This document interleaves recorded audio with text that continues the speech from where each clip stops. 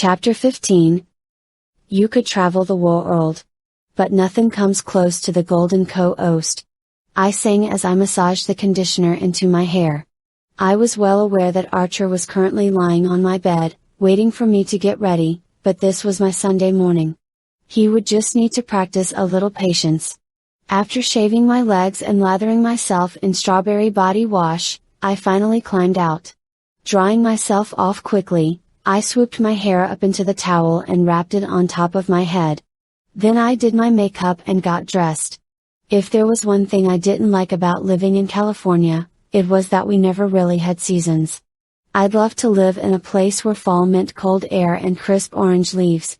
My outfit today clearly reflects that desire, I thought, as I checked myself out in the mirror. I chose an oversized burgundy sweater that just begged for a night in front of a fireplace with a warm mug of hot cocoa. But then of course, since this was LA, I paired it with black leggings and sneakers. "Took you long enough," Archer sassed as I walked back into my room. "I told you I wasn't rushing on a Sunday," I said with a pointed look. "I'm also not quite done yet," I added as I plugged in my hairdryer and attached the diffuser. Archer flopped back on my bed with a loud groan as I finished my hair. "What? Baby." Not long after, we were at Archer's house so he could shower and change his clothes. Unlike last time, when we walked inside there were several boys in different stages of undress lounging around. I'm sure my eyes looked like a deer in headlights as I took in all of the hard chests and broad shoulders of the boys staring back at me. Blood rushed to my cheeks when I realized more than a few were only in briefs. A large hand clamped down on my eyes from behind, before Archer's gravelly voice called out, "Jesus, do you shitheads ever get dressed?" "Well, if we knew you were bringing a little lady home then maybe we would have," a voice yelled back, though I couldn't identify who as Archer still had my eyes covered. Archer's other hand came down on my waist and pushed me forward as he dropped his hand over my eyes. "My room, let's go," was all I needed to hear before I took off towards the staircase with my eyes downcast. The creak of a door made me look up from my spot on the bed. I could still hear the water from the shower rushing so I knew it wasn't Archer. A handsome boy peeked his head around the door and gave me a 1,000,000-watt smile. "Oh good, Arch is still in the shower. He gets mad when I come in here but I wanted to officially introduce myself. I'm James," he said as he strode over and plopped down on the end of the bed. "Charlotte, nice to meet you," I replied shyly. James' face brightened instantly. "You're Oliver's sister. It's so great to finally meet you." "Oh yeah. I am. You know my brother?" "Yeah. Well, he cleared his throat. He comes to party with Archer sometimes.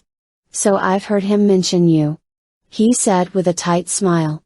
"Get the fuck off my bed." Archer's angry voice from the doorway spooked me and I automatically moved to get up. "Oh don't worry beautiful, he means me not you," James laughed as he climbed up and faced Archer. "Something tells me Archie boy likes you in his bed just fine." Archer chose not to respond to that. Instead, he took the towel he had been rubbing in his hair and twisted it into a whip before snapping it at James. "Nice to meet you Charlotte," James shouted quickly as he ran out of the room and away from Archer. "So, what are we doing today anyway?" I asked as I took in Archer's fresh appearance. He had dressed in dark jeans and a button-down plaid which I had come to know as one of a few outfits he transitioned through. "It's my mom's birthday next week, her and dad are coming up for my game. So I was hoping you could help me pick out a gift for her." "Of course." I smiled, already thinking of so many things Mrs. Johnson would probably love. I spent the drive to the mall rattling off different ideas to Archer that he could buy his mom.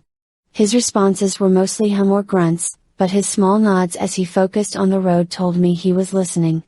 The mall was crowded when we arrived. Parents rushed from store to store chasing their kids while teenagers and other college students browsed around with friends. I tended to feel overwhelmed in crowds and naturally gravitated to Archer's side as we walked through the groups. I was slightly jealous at how quickly people got out of the way for a 6 feet 4 inches, broad-shouldered, guy with a scowl. Being vertically challenged usually meant crowds like this would swallow me up. Archer tucked me under his arm and steered me towards the home goods store I suggested we check out. Once we were inside, a tall, curvy woman, maybe 30 years old, came striding over to us. "Hello. Welcome to Home and Things." I wasn't sure if I should cringe or admire her confidence as she made a big show of running her eyes over Archer. "I'm Liv, what can I do for you?" she added with a smirk. Rather than respond himself like a freakin' big boy, Archer pushed me in front of him as though I was supposed to protect him from Liv's X-ray eyes. "Oh, I think we are okay right now, thank you. We're just looking around," I said softly. Liv dropped her attention to me and I suddenly wished I was a few inches taller so she couldn't stare down her nose at me quite so much. Reaching back, I found Archer's arm and led him over to the bathroom section. Mrs. Johnson was the kind of woman who did everything for everyone around her. I thought it would be nice to get her some bath products that she could use to relax and pamper herself. "Okay, so what scent do you think your mom would like?" I asked as I eyed up the wall of fancy products. "How the fuck am I supposed to know?" Archer muttered under his breath as he rubbed his jaw. "Well, I'm sure she'd like anything you picked out, so what smells nice to you?" "Sweet, floral, musky." I listed off as I tapped each of my fingers. Archer leant forward slightly, wrapping a piece of my hair around his finger and tugged gently. "I like whatever your hair smells like," he offered with a half shrug. A small blush tinted the bridge of my nose as I smiled up at him. "So you like sweet smells then? Usually I use fruity or sugary scented stuff." "Of course you do," Archer sighed as he raised his eyes to the ceiling briefly. "What am I missing?" I replied through narrow eyes. "Nothing, sweetheart. I just shouldn't be surprised you like sweet smells," Archer quipped back as he tugged my curl one more time. We spent the next half an hour picking out various bubble baths, bath bombs, salts, and scrubs. I refused to do all the hard work for Archer's gift, so I would hold out 2 different products and make him sniff both. Then he'd pick the one he liked more, and we put it up against a different scent. Finally, after we were both a little high off of the fumes, we settled on a citrusy tropical scent. Liv stood near the counter the whole time we shopped, watching us with a hawk-like gaze. A few times she swooped in to try helping us again. I noticed that she tried to steer Archer towards different sections of the stores, but he always planted himself safely next to me as I politely told her we were fine. A little tingle of pride swelled in me every time Archer chose me, but I had to remind myself that it wasn't really an accomplishment to be preferred over a pushy semi-cougar. As we approached the till with our purchases, Liv stood a little taller and cocked one hip out. She simpered at Archer unabashedly as she scanned our items. "Would you like a bag?" "Yes," Archer replied shortly. I couldn't help it when I reached up and pinched the inside of his bicep. It was something I did with Oliver when he was being a bonehead about something. "Yes please," I said pointedly as he looked down at me confused. "Yes please," he repeated with an eye roll. "Perfect. Are you sure there isn't anything else I can do for you?" Liv purred, leaning against the counter. Archer didn't even look at her as he turned and stalked off towards the exit with his bag. No thank you," I replied politely before rushing after him. We stopped by the food court next, where Archer ate a full meal even though we only had breakfast a few hours before. I got an iced tea from Starbucks and 2 cake pops, one of which got stolen by the big brute himself. I had looked away at the sound of a baby crying, and when I looked back Archer was staring at me with chipmunk cheeks and a guilty smile. Narrowing my eyes I looked around for what he had done and saw the missing chocolate cake bite. "You monster," I whispered in mock disbelief as I crossed my arms over my chest and huffed. "Aw come on, I didn't think you were that hungry," Archer cheeked back. A small pout resided on my lips for a few minutes while I sucked back my tea and ignored him. His face was honestly funny when I caught him, but as I felt more comfortable with Archer, it became more fun to mess with him. When we got up to leave Archer mumbled something under his breath that sounded like, "Drama queen," before walking off and returning with another cake pop. "Happy now?" he demanded as I opened the little brown paper bag with a smile. "Shouldn't this be weird?" I asked suddenly on our drive home. I had been lost in thought for a few minutes about how quickly and easily Archer and I had slipped into this friendship. Was all I got in response. Us? Being friends? I elaborated. I mean, I dunno. I just thought it would be weirder for us to try and be friends. Archer turned away from the road briefly to look at me. He had a softer smile that made his eyes ooze with warmth and his jaw soften. I was momentarily stunned by how quickly his face could transform from the grumpy sasspot he normally was. Well, I've only had one friend in my life and that's Oliver.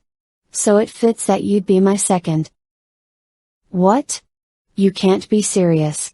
You had so many friends in high school. I laughed at his ridiculousness. Those were Oliver's friends.